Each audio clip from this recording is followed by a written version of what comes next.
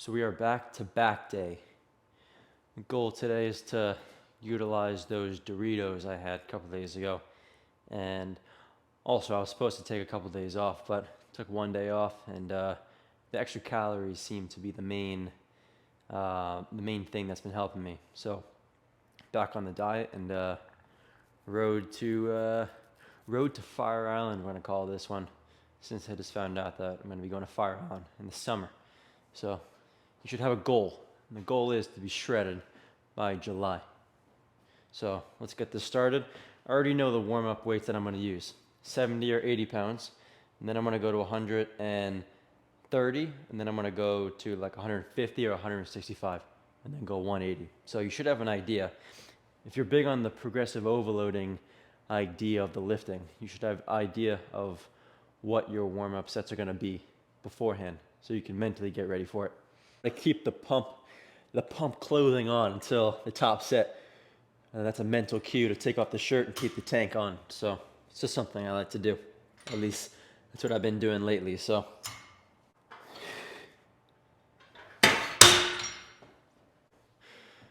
as I increase the weight, I'm lowering the amount of reps that I'm going to be doing per warm-up set. So when I did 80 pounds, probably did 12 or somewhere around there. And then as I go up to 130, maybe I'll do 6. And then as I go to 150 or 165, I drop it down to like 2 or 3. And then I attack that main set with as much attack energy as possible. So it's just something to think about.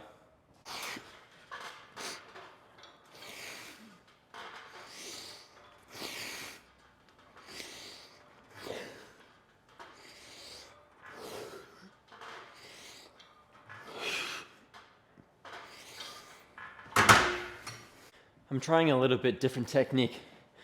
So as I come up, once I get to like about right here in my elbow bend, I just kind of let my shoulders elevate to get more stretch on the lat instead of straightening my elbow, because it just gives me this weird feeling in here.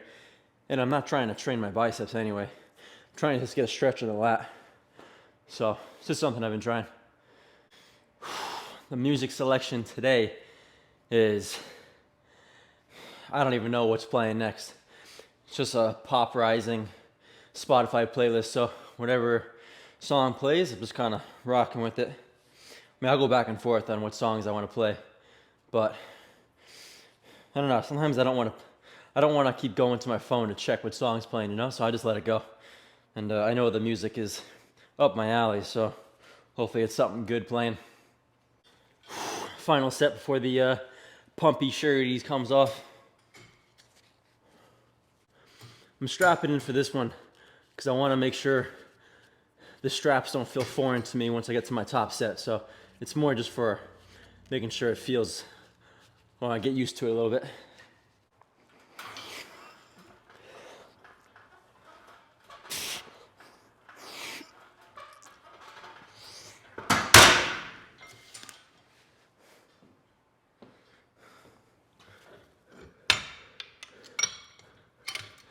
So at this point, I'm ready to go. Movement feels good. Ready to attack it in my mind.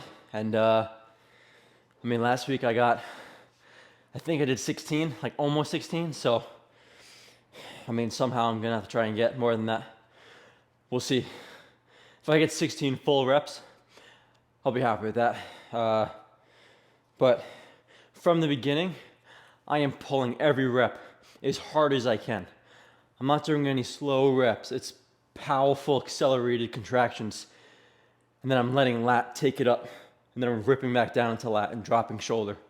So the technique is important when you're doing these movements, especially back training. And if you're wondering what Doritos I ate the nacho cheese. That's right up my alley. I know some of you guys are Cool Ranch guys or girls, or well, it's probably mostly male watching this. Let's be real, but nacho cheese, man. That's right up my alley. But I will do Cool Ranch combos with the Doritos if I wanted to like surf on the Dorito, I used to do that. I gotta do that combo again.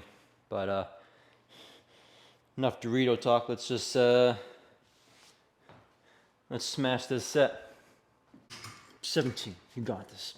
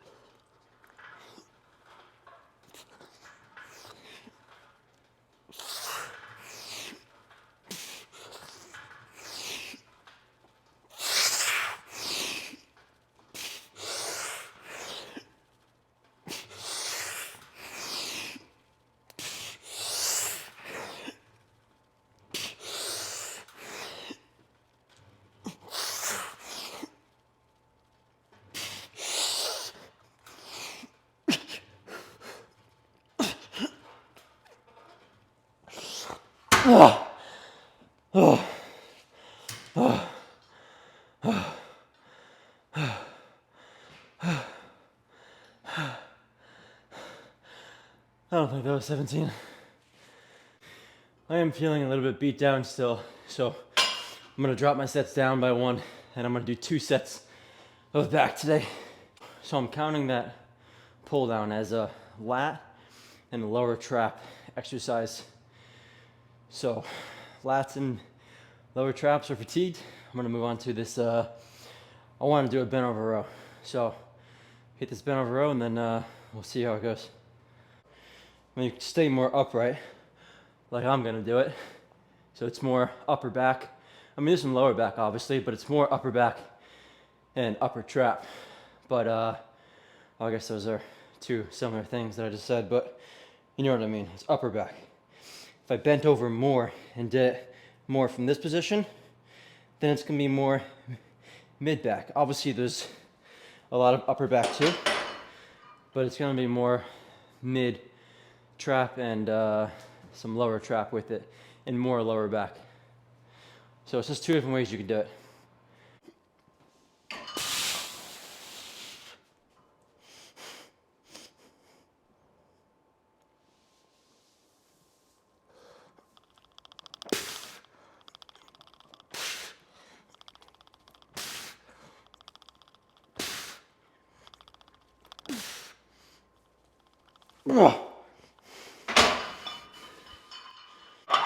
I'm gonna go to the same weight that I did last week. I thought it was too heavy last week, but by the way the video looked, I thought it looked pretty good. So, a ton of salt in the water, ready to get this shit done with.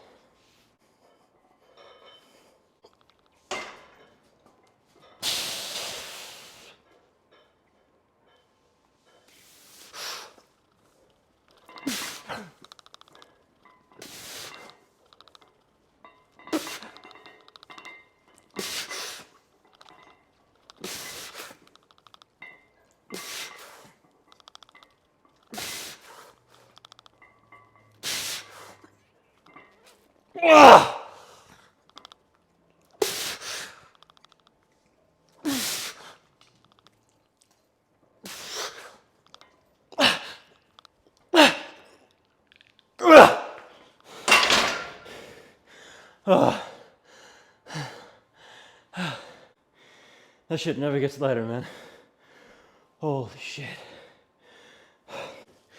So I don't know how many I got, but I know it's a good set.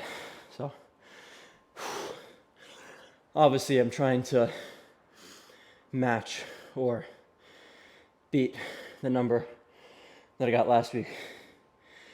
I don't want to rush the reps just to get there, but I am trying to at least match if I'm dieting. If I'm in a surplus, then probably a better chance that you're gonna get more reps, you know? But I think the idea is just to do as many reps as you possibly can do to stimulate the most, you know? At least that's the thought process for me. So, done on this. Just move to some rear delts on this, on the reverse fly. I'm still gonna get some back development, I think, from this rear delt machine, since you can't really isolate the upper back too much from the rear delts, I mean, you could try, but I mean, it's gonna work a little bit. And if you're gonna try and over isolate, I think, your rear delt, you'd have to go so light that I think you might be missing out on some development, potentially. It's just all theory, I guess, in my head. Just gonna do this one warm up and kind of feel it out a little bit. So I'm driving my hand like directly into this metal piece here, so I can almost not even hold it as I do it. I'm gonna hold it, but and I think not wrapping your thumbs, you seem to get a better connection to your rear delt, at least for me. Push the hips back a little bit and push your chest into the pad, and don't arch your back as you go. Keep it just neutral, and then just kind of work around your body. And I'm stopping about right there. I'm not going any further because then it's more upper back.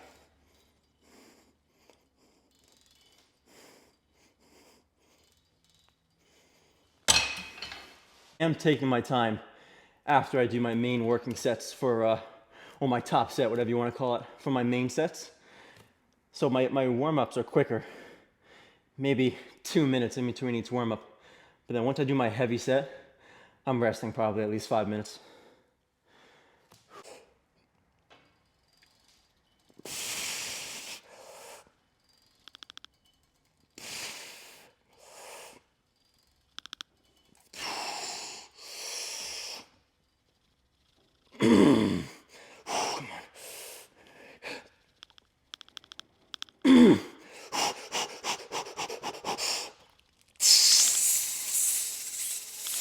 Oh, come on.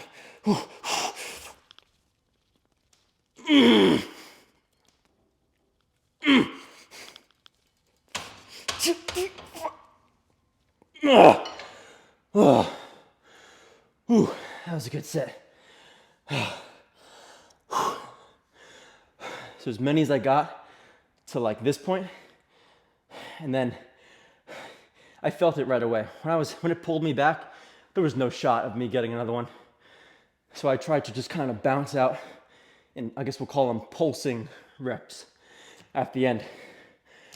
And then once I get to the bottom and it's not even moving, and I'm pushing as hard as I can, I'll hold there for a second, and then I'm done. Because I want to make sure that I definitely don't have any juice left in the tank, if you know what I'm saying. I mean, the idea is to try and get all the juice out on every set. And I think a good way to know if you're drinking enough fluids throughout the session is if you weigh yourself before and after the session. And then you'll know if you have, you're not gonna gain weight. Most likely gonna be less. But the idea is to stay the same weight or something around there. If you're 2 pounds lighter after the workout, then it's probably a sign that you need to be drinking some more fluids in your workout. I would say just right after the main set, just guzzle some water quick to prevent yourself from being dehydrated, because it's hard to get it back. And you're probably dehydrating faster than you think during the workout. So just a thought there. Done on back and rear delts. Let's hit some biceps now. All right, let's just attack the set. I'm gonna have pretty strict form. If you're gonna swing it, it's gotta be a controlled swing. It shouldn't be out of control, because then you're kind of taking the tension away from the biceps. This swing should help you just get it up a little bit, and then you're able to control it on the way back down for a good negative. And I'm keeping my elbows super tight and bouncing on my lat a little bit, or balancing. So I'm resisting on the way down, and I'm driving in, keeping my elbow super tight and supinating my wrist, twisting my wrist to get more bicep.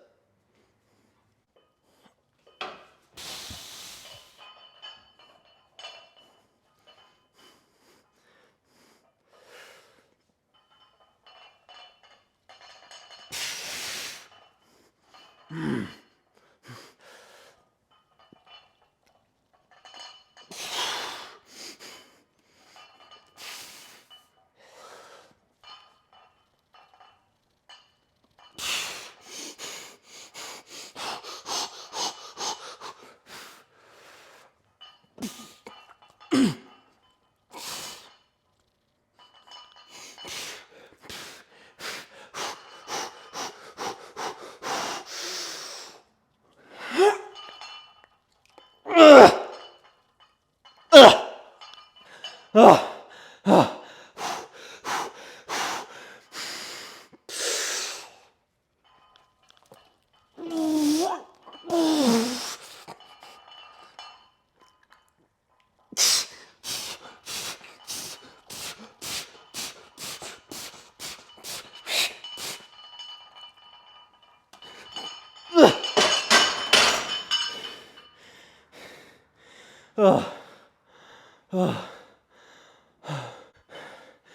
You know it's a good set when you need your other hand to help you turn your headphone off.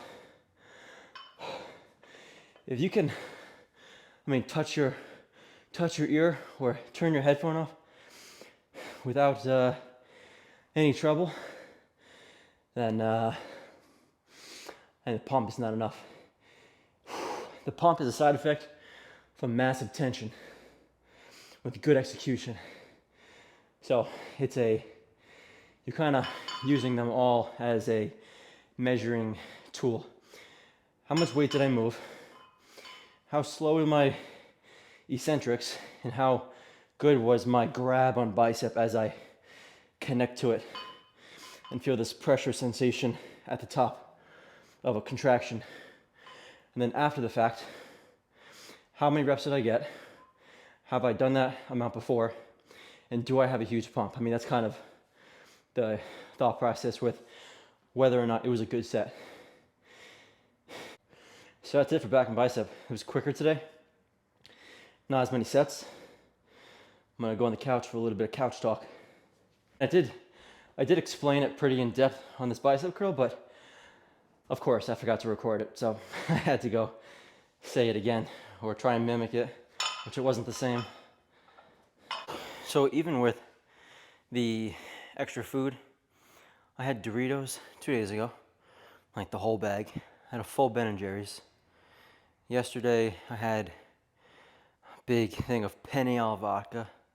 You know, a lot of carbs and fat in the last 2 days to help me recover. But what I've learned is that you just need extra days of good sleep, 8 to 9 hours. There's only so much food you need to actually recover is kind of what I've learned. You just need to let time kind of do its thing. So today I did the lat pull down. I didn't look back at the number of reps, but what I can say is that after like rep 10 or 11, I kind of didn't want to do it anymore. Like that's kind of always going through my head, which is the last thing that you want going through your head. And I usually have that when I'm a little bit beat down still, like nervous system wise. I still did a lot of reps on it, I mean, there's only so many weeks in a row where you can beat the reps that you did the week previously. And it confirms to me again that this weight training stuff is very stressful and the system needs to heal. It's not just the muscle that needs to heal.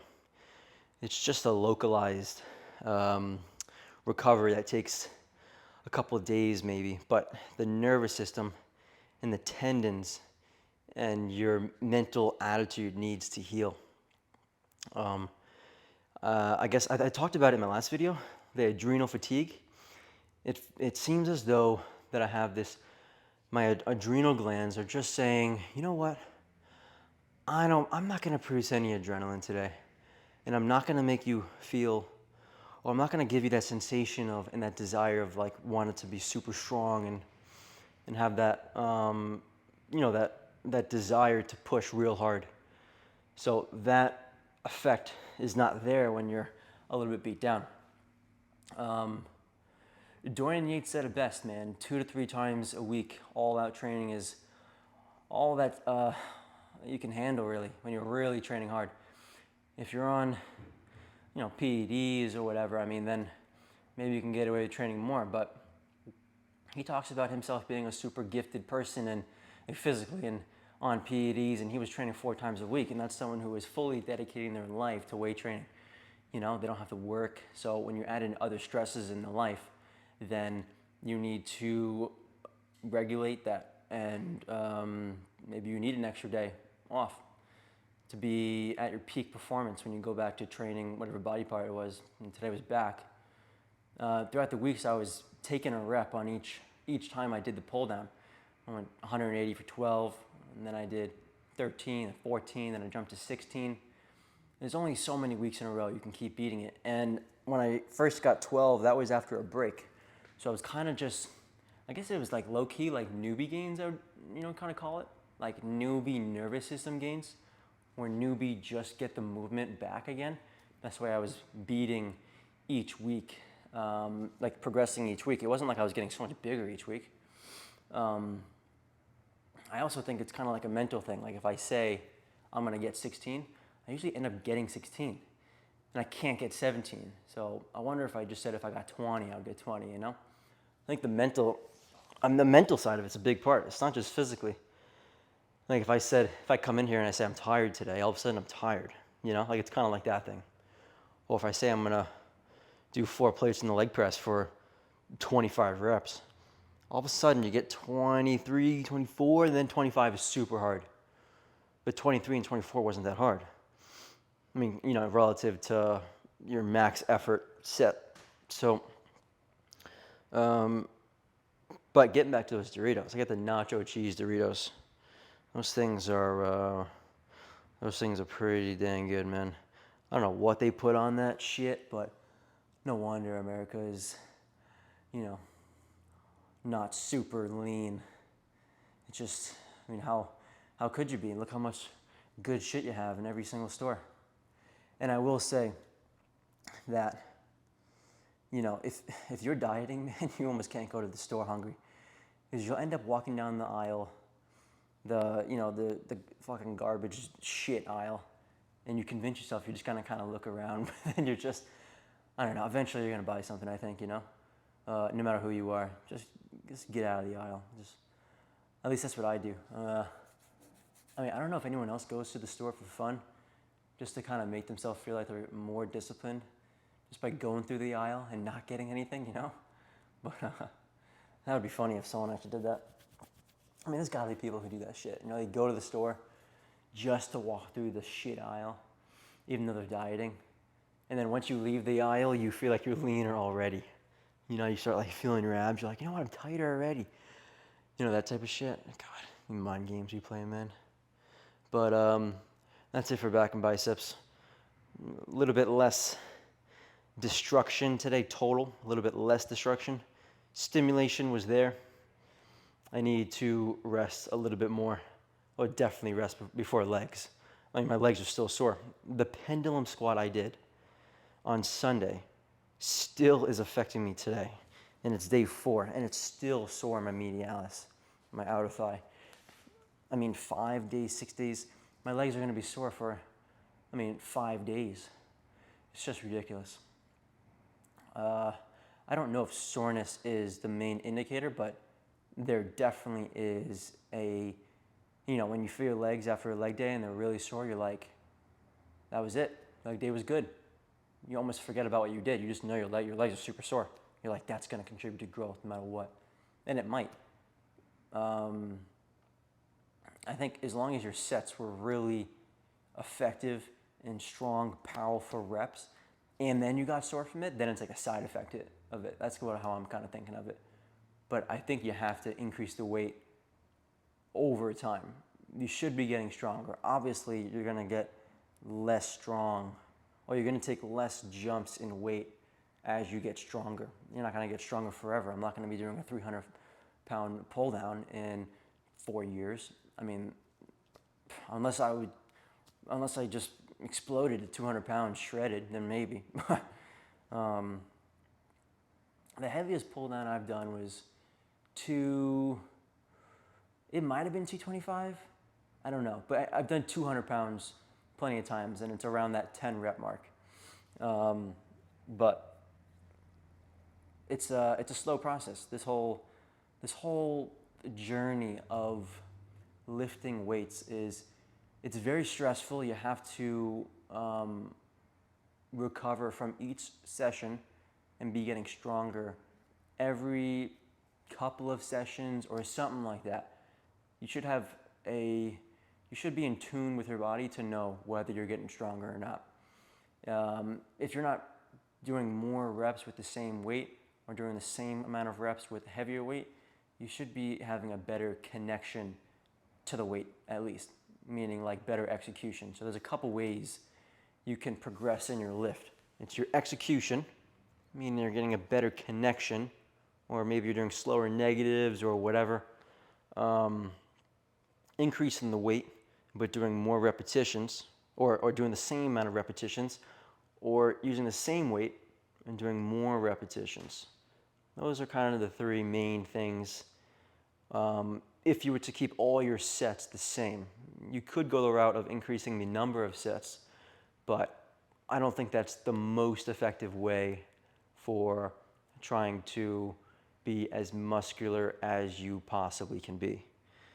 Obviously, there's going to be genetic differences between people, so you might have someone training every single day, the higher volume, I guess we'll call it, trainer, but he is superior genetics to most people, so he might be more muscular anyway.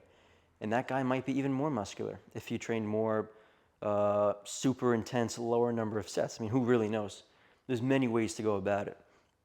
The main thing is you should be progressing in one of the factors that I kind of named throughout weeks or months, depending upon if your body weight's going down or up. Obviously, if your body weight's going down, as in you're getting leaner, it's going to be harder to get stronger. It's going to be more of a maintenance phase as you're stripping away the body fat and revealing the muscle that you were building over the surplus phase. That's kind of the thought process with the dieting. And then when you're in a surplus, then you definitely have the tools necessary to put on some muscle tissue, actual contractile tissue, and a little bit more cushion to the joints, more leverage over the weight, because you got to remember, weight moves weight. So even if you're 10 pounds heavier of pure fat, you might be stronger just because weight moves weight. Be it like on a squat or a bench press or bent over row, the weight is not going to be able to move you as much because you're heavier. So there's different leverages that you have when you are leaner versus when you're heavier. There's only like 2 exercises that you actually get stronger on when you're dieting, and that would be a dip and a pull down. That's about it. Yeah, it's the only body weight exercises. I mean, I guess whatever, leg raises or the hanging abs that I was doing a couple weeks back on the leg day. But when it comes to big exercises, pull down and dip is like the only, or pull up. The pull up and the dip is about the only thing that you'll be getting stronger at. You might be getting stronger at the pull down in ratio with your body weight, like how strong you are for how much you weigh. But when it comes to how much weight you're actually moving, then you'll not in the best environment for your body to be putting on more muscle tissue, which should equate to more strength.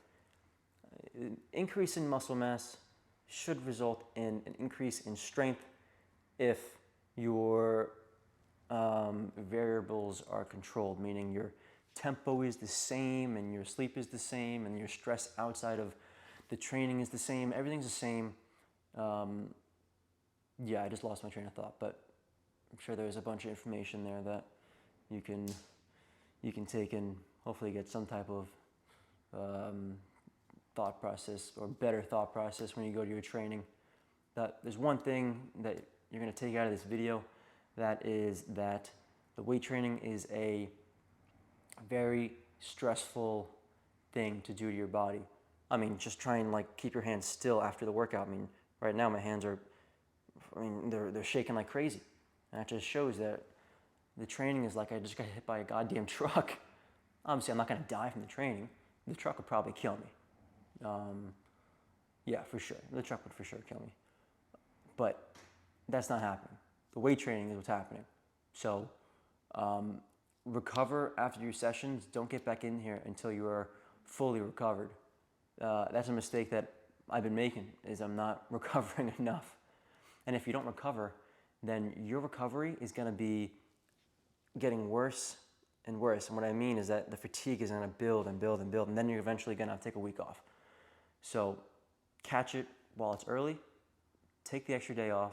Just chill. Nothing's going to happen. You're not going to shrink. You're probably going to get bigger.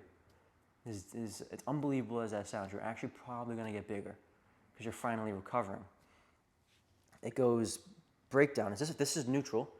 The weight training breaks down muscle tissue, and then it takes a couple days to come back to normal. And then after, if the stimulus was high enough and you have enough food to supply the stimulus, then the adaptation, the supercompensation will occur. And if you wait too long to train that muscle group again, then the adaptation is going to lose and it's going to go back to neutral. So you can't once you're fully healed, you should train the body part again. It's going to vary depending upon your recovery ability, whether you're taking PEDs or not, or whether you're in a calorie surplus, your genetics, how much stress you have outside of the training, how hard you're training. I mean, some people have a good understanding of how to really smash some shit in here. Some other people think they trained to failure, but maybe they had 1 or 2 more reps. I mean, those last 2 are going to be a lot more stressful. That person might only train 3 days a week. The other person might think, oh, I can probably train 4. So there's differences in people's intensities, and it's a bunch of things. So that's about it. I'm gonna take hopefully I'm gonna take some more rest. I definitely feel like I need it, and or I have a sensation deep inside that I'm fatigued. That's basically what I'm saying. And I got legs next, so I definitely want a couple more days for my legs to heal, because my legs they weren't crippled, but they were just so unbelievably sore to the point where I could barely walk downstairs without feeling like my quad was going to tear off my bone. I mean, obviously that's not going to happen, but I'm just over exaggerating. You know what I'm saying? So I'm going to chill out, and I'm going to keep the deficit going. I'm not going to increase my calories because I just know the extra rest, the extra nights of sleep is kind of the main thing that I need. So, and I want to get some of this goddamn whale blubber off of me, Hate this shit. So I'm going to get it off of me, and hopefully the training starts looking better on video. Right now I've got a layer of body fat on me, and it doesn't look as appealing, at least as I'm watching it. I mean, certain lighting is better. The lighting is big. If I train midday like I am today, then I don't need my ring light. I'm just using it as a tripod, whatever. I got another tripod that I'll probably use if I don't end up using this ring light, because this thing's a pain in the ass to walk around with. I don't want to do it, The other one's way lighter. I can just walk around, just like hold it with my pinky or some shit, Imagine that, holding it with my pinky like this as I'm walking around the tripod. That'd be crazy. But my pinky would probably break if I do that, so probably not gonna do that. But that's it. So we'll see when we train legs.